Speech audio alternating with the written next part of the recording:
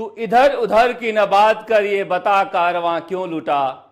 मुझे रहजनों से गिला नहीं, तेरी रहबरी का सवाल है। मुख्यमंत्री अशोक गहलोत जी, आपके रहबरी का सवाल है, इसलिए इधर उधर की बात मत कीजिए कि हमने पकड़ लिया, पकड़ रहे हैं, छोड़ेंगे नहीं, सख्त सजा मिलेगी, इन्हें से लगेगा कानून बना दिया है हमने। इन बातों को कहने का कोई मतलब नहीं है, क्योंकि परीक्षा दर परीक्षा पेपर आउट हो रहे हैं। इन्हीं बेरोजगारों के दम पर यह सरकार आई थी। मुख्यमंत्री अशोक गहलोत जी ने उज्जैन कस्बे में सूरजमल जी की जयंती पर बोलते हुए क्या कहा कि मैं उन लोगों को नहीं भूलूंगा जिन्होंने हमारी सरकार बचाई है। काश यह बोलते कि मैं उन लोगों को नहीं भूलूंगा जिन्होंने हमारी सरकार बनाई है। इन्हीं बेरोजगारों ने सरकार बनाई थी जब कांग्रेस दफ्तर में बैठकर प्रेस कॉन्फ्रेंस कर रहे थे। आज नौजवान खून के आंसू रो रहे हैं, इनके वीडियोस भरे पड़े हैं सोशल मीडिया में, मगर सरकार खामोश है। सरकार के दरो दीवार से उठती हुई शहनाइयां चुप है। सरकार में बैठे कारिंदों की तन्हाइयां भी चुप है, क्योंकि बेरोजगार हो रहे हैं। अजीब सी खबर छपती अखबार में, सुरेश, पेमाराम, कामाराम, रामाराम, भजनलाल, राम अवतार, पता नहीं इतने इतने सारे कैरेक्टर बना दिए जाते हैं कि ये भी शामिल था, ये भी शामिल था, ये भी शामिल था, ये यहां पहुंचा, ये वहां पहुंचा। इस घनचक्कर में पड़िएगा मत। रीट मामले में यही हो रहा था। ये जो गोल गोल घुमाया जा रहा है, 10-10, 15-15 कैरेक्टर लाकर, कुछ नहीं रखा है इन कैरेक्टर्स में, क्योंकि असल सवाल रीट के समय भी बना हुआ था और असल सवाल आज भी बना हुआ है कि आरपीएससी से यह पेपर कैसे पहुंचा इनके पास। सुरेश ढाका, सुरेश बिश्नोई, भजनलाल, रामावतार, पुखराज, भादु, ये इतने सारे कैरेक्टर जो बताए जा रहे हैं, ये कैरेक्टर क्या हैं? ये कैरेक्टर हैं शिकारी ने दाना फेंका था, इनके जाल में फंसे हुए ये पंछी हैं। शिकारी कौन है? किसने ये जाल फेंका था जिसमें ये सारे फंसे हुए हैं, जिन्हें बताया जा रहा है मीडिया में कि देखिए जाल कितना बड़ा है और जाल में कितनी बड़ी जनसंख्या है। हमें इस जनसंख्या को नहीं देखना है, आप तो एक शिकारी बता दीजिए जिसका जाल है, जिसने आरपीएससी से पेपर लेकर आउट किया है। अगर वो नहीं पकड़ा जाएगा तो फिर ये पेपर आउट होता रहेगा। डॉक्टर किरोड़ीलाल मीणा कल प्रेस कॉन्फ्रेंस करने जा रहे हैं। उनका कहना है कि मैंने रीट में भी खुलासा किया था और कल भी खुलासा करूंगा कि सरकार में बैठे लोग इस पेपर आउट करने की साजिश में शामिल हैं। पता नहीं सच क्या है, मगर अगर ऐसा है तो क्या इसी वजह से सब चुप हैं? 50-55 लोग पकड़े गए हैं, 10-10 लाख मांगा गया था, तो क्या ये 5 करोड़ का खेल था, 50 करोड़ का खेल था, 500 करोड़ का खेल है, या फिर 5000 करोड़ का खेल है? क्योंकि ये खेल बड़ा है। ये कैसे हो सकता है कि बस लगातार दिख रही है सीसीटीवी में टोल नाके पर क्रॉस करते हुए 20 तारीख से ही, तो फिर क्या ये सवारी हो रही थी, या फिर पेपर आउट जिन्होंने किया था वो शिकार लेकर घूम रहे थे? मगर सरकार चुप है कि बाकी की परीक्षाएं भी अगर रद्द करनी पड़ी तो बेइज्जती हो जाएगी। इस बेइज्जती के चक्कर में लाखों बेरोजगारों का भविष्य नहीं बर्बाद किया जाए, क्योंकि सबूत लेकर घूम रहे हैं बेरोजगार कि उनके पास फोन आए थे पेपर खरीदने के लिए पहले भी, और सारे सबूत अखबारों में छप भी रहे हैं, फिर भी सरकार चुप है। अब बताइए, अब जिस तरह से अखबार में छपा है, उदयपुर के एसपी विकास शर्मा ने कहा कि नहीं यहीं तक था पेपर आउट का, दूसरा कोई लिंक नहीं है, तो क्या रात को भगवान सुरेश ढाका के घर पेपर डाल गए थे, सुरेश बिश्नोई के घर पेपर डाल गए थे? कमाल की दलील है। राजस्थान की जनता जिस तरह से लगातार चुप बैठ जा रही है, पेपर आउट होने पर इनके हौसले और बुलंद होते जा रहे हैं। रामकृपाल मीणा के घर पर बुलडोजर चल गया था, तो फिर भूपेंद्र सहारण और सुरेश ढाका के घर पर बुलडोजर क्यों नहीं चल रहा है? इनके नेताओं से क्या रिश्ते हैं। एक तस्वीर हनुमान बेनीवाल के साथ इनकी आई। हनुमान बेनीवाल सफाई देने के लिए सामने आए और उन्होंने आरोप लगाया कि कांग्रेस के बड़े बड़े नेताओं का Twitter handle Suresh Dhaka handle करता है। क्या रिश्ते हैं, किससे रिश्ते हैं, यह सामने आना चाहिए। और यह तब तक सामने नहीं आएगा जब तक सीबीआई या ईडी की जांच होगी नहीं। कौन है वो लोग जो सीबीआई और ईडी की जांच होने नहीं दे रहे हैं। कहा जा रहा है कि दिल्ली में भी सरकार में बैठे कुछ लोगों ने संपर्क किया है जांच को रोकने के लिए। मगर एक बार फिर से डॉक्टर किरोड़ीलाल मीणा ने चिट्ठी भेजी है ईडी और सीबीआई को और उम्मीद की जाती है कि जल्दी ही जवाब आएगा। मगर उससे भी बड़ी बात है कि आरपीएससी क्यों खामोश है। उसे पता नहीं लग पा रहा है क्या कि हमारा पेपर कहां से आउट हुआ है, या फिर सब पता है इसलिए खामोश है। मुख्यमंत्री अशोक गहलोत जी एक बहुत ही छिछला सा उत्तर देकर क्यों खामोश हैं। एसओजी अब तक तुरंत इन्वॉल्व हो जाया करती थी पेपर आउट के जांच के मामले में। इस बार उदयपुर पुलिस कर रही है, क्योंकि कहा जा रहा है ऐसे लगातार फोन आ रहे हैं बेरोजगारों के कि 150 से 200 लोगों को जयपुर में भी बांटा गया है।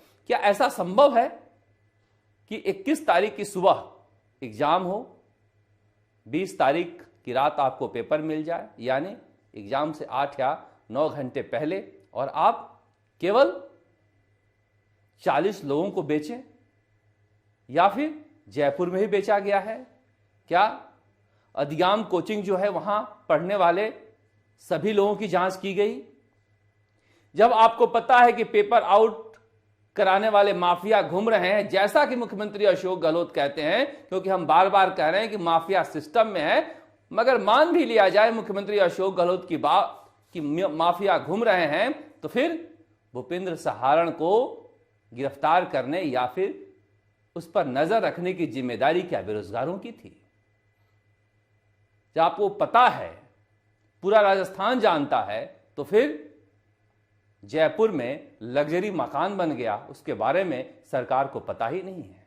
बिना सिस्टम से मिले हुए इतनी आसानी से कोई पैसे कमा सकता है क्या। मगर इस सिस्टम ने आज तक उस भ्रष्टाचार के गंगोत्री की जांच नहीं होने दी, और इसीलिए आरपीएससी में कोई नया खेल नहीं हुआ है। आरपीएससी में हबीब गौरान के दौरान भी एक खेल हुआ था जो मुख्यमंत्री अशोक गहलोत के बनाए हुए थे। उसके बाद भी बहुत सारे जो चेयरमैन बने उन पर आरोप लगे, मगर कभी भी शिकंजों के पीछे वो नहीं डाले गए, और आरोप ये लगा कि सरकार का सर है। फिर बेरोजगार जाएं कहां। इसीलिए बेरोजगार जो हैं वो रो रहे हैं। सुनिए कैसे सोशल मीडिया पर अपील कर रहे हैं, भावुक सरकार से सवाल पूछ रहे हैं। आज सेकंड ग्रेड के साइंस का फर्स्ट पेपर लीक हो गया। मेरा सरकार से एक छोटा सा निवेदन है, बस मुझे इतना बता दे कि तैयारी करें कि नहीं करें। अगर हर पेपर ही लीक करना तो हम लोग क्यों तैयारी करें यार। हद होती है किसी चीज की। मतलब रीट 3-4 साल हो गए। रीट कब स्टार्टिंग में 2018 ही था, तब लीक होना स्टार्ट हुआ था। मतलब यार मेंटल कर रखा आप लोगों ने। आप बता दो कि भाई नहीं करनी तो आप आराम से बता दो कि भाई हम सारे पेपर लीक कराएंगे, हम कोई हंगामा नहीं करेंगे, कुछ नहीं करेंगे, हम फॉर्म भरने की नहीं भरेंगे। यार हद होती है बेशर्मी की। 5 बजे उठ के आए पेपर देने के लिए, वो भी बाइक पे। यार आप निकल के देखो इस सर्दी में। 4 बजे उठ के हम उन किताबों में मुंह दें, और सब आप लोग उठते 8-9 बजे और फिर कहते हो पेपर लीक हो गया। आपको बस इतना ही कहना पड़ता है। आप उसके पीछे वाली नहीं देखते कि बच्चे कितना परेशान हो रहे हैं। ऑटो वाले जो 15 रुपए लेते थे वो 50 रुपए ले रहे हैं आज। इतनी मेहनत आप किताबन देख बम करी ना, इतनी मेहनत अगर घराओ काम सीख बम करती ना, सासू भी राजी रहती। या इतनी मेहनत कोई यूट्यूब पर वीडियो बना बम करती ना, त्याने फेमस हो जाती। जित तो दिमाग खराब करे 4-5 साल मास गलत मान पत्तो 4 को पेपर लीक होगो। यो तो मतलब बच्चा कन पूछ गो, वरना पेपर सारा लीक करें। एक भी फोन करो जल्दी बच्चा को हम यार 90% मेरिट रहे। एक कौन सा टापर इतना जोर का होशियार की 90% नेगेटिव मार्किंग आके भी रह जा थारी। लेकर आओ, मारने कोई मतलब नहीं थे। जो मार पीसा लागे ना बस दे दो सारा मेरे पेपर फॉर्म भरवाई टाल कर दिया। एक तो सब खेती में कमाई खा लिया थाली मास्टर के चक्कर में। ये एक अकेली लड़की नहीं है। राजस्थान में जितने भी लोगों से हमारी बातचीत हो रही है उन सबका दर्द ऐसा ही है, मगर यह दर्द किसको सुनाए, कहां सुनाए। शिक्षा मंत्री बीडी कल्ला जिस दिन ये पकड़े गए नकल माफिया, उसके एक दिन पहले कह रहे थे कि हमने फुल प्रूफ इंतजाम किया है, कहीं कोई छेद नहीं है। बीडी कल्ला जी को पता ही नहीं है कि सिस्टम में कहां कहां छेद है, और अब कह रहे हैं सरकार का काम कॉलेज खोलना है, सरकार का काम यह नहीं है कि कौन कहां से लीकेज कर रहा है ध्यान रखे। कमाल के जवाब हैं, किसी को जवाब सूझ नहीं रहा है या फिर जवाब देना चाह नहीं रहा है। दरअसल राजस्थान एक सियासी संकट में उलझा हुआ है। उस सियासी संकट का हल कांग्रेस ढूंढ नहीं पा रही है, जिसकी वजह से मुख्यमंत्री अशोक गहलोत कभी सुभाष गर्ग के पास जा रहे हैं तो कभी जोगिंदर रवाना के पास, कभी राजेंद्र गुढ़ा के पास जा रहे हैं तो कभी लालचंद कटारिया के पास। वक्त मिल नहीं पा रहा है शासन करने का या शासन समझने का, या फिर इतने लोगों से घिरे हुए हैं कि उनकी जांच हो नहीं पा रही है। रीट मामले में डॉक्टर सुभाष गर्ग पर आरोप लगा, मगर एक भी आरोप की जांच सरकार ने नहीं की। डीपी जारोली के पक्ष में खड़ी हो गई और प्रदीप पारासर भी जेल से बाहर आ गए। ऐसा लगा था कि प्रदीप पारासर को कठोर सजा मिलेगी, मगर सारा बड़ा माफिया वो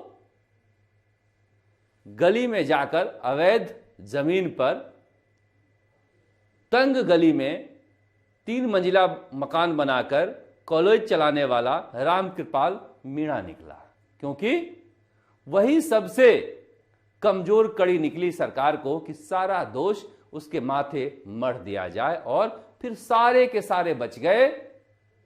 कितने आराम से बच गए।